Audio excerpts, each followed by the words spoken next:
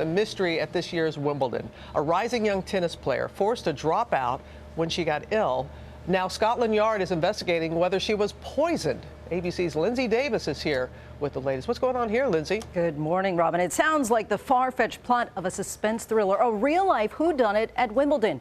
There are a number of running theories about how tennis star Gabriella Taylor ended up poisoned, but her mother told reporters the bacteria the infection team found is so rare in the UK that she believes it could not have been an accident.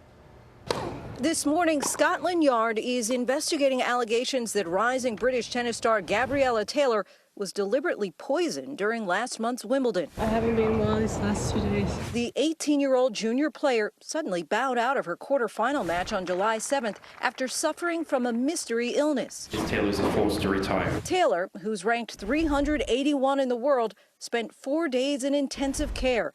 Doctors diagnosed her with a rare strain of leptospirosis, a disease often contracted by water infected with a bacteria transmitted through animals, particularly rats. I felt 10 times worse and really on the verge of passing out. It was really hard for me to believe that this is what was happening. Symptoms can take up to 14 days to show and are often flu-like. Left untreated, the disease can lead to organ failure and internal bleeding.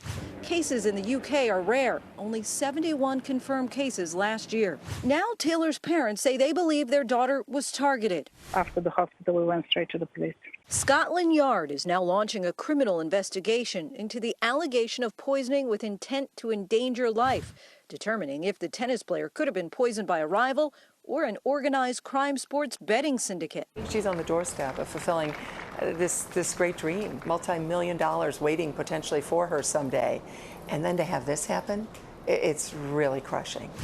Now on the mend, Taylor finally returned to the court on Wednesday, tweeting this photo, writing, "So happy to be back on the court, taking it step by step." Taylor's mother also told reporters that her daughter's bags with her drinks were often left unattended in the players' lounge and that someone could have very easily taken the opportunity to contaminate her drinks. Several scientists have expressed doubt that Taylor was infected deliberately. So far, Robin, no arrests. All right.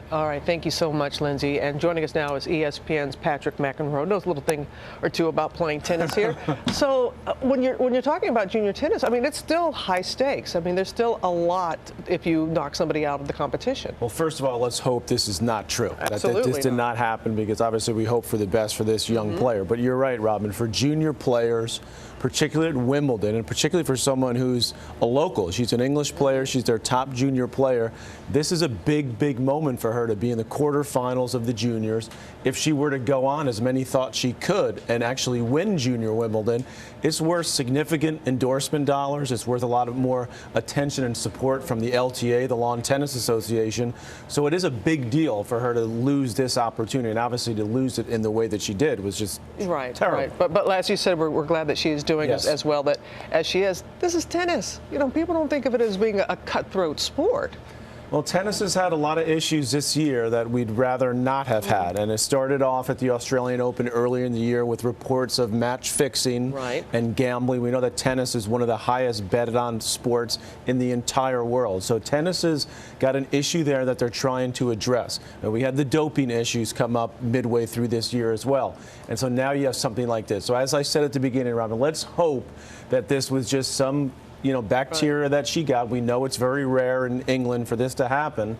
Let's hope she got it somehow by chance, and let's hope, obviously, that she gets healthy and can get back on the courts. But authorities haven't ruled out anything right now. They have not. So, thank goodness they're looking into this and getting out in front of it, because this is I mean, you see her in hospital with things in her arms, 4 days. I mean, that's just off someone who's in the prime shape of her life. She's a young girl on her way up. Yeah, well, okay. Well, it's great to have you. You graduated from the big board. I'm telling you, this is the big time right here. I made it. It's good to see Patrick in the flesh. Unfortunately, on a story like this. So let's get a more positive one next time. You got it. We will do you. that, Patrick. Great. Thank you.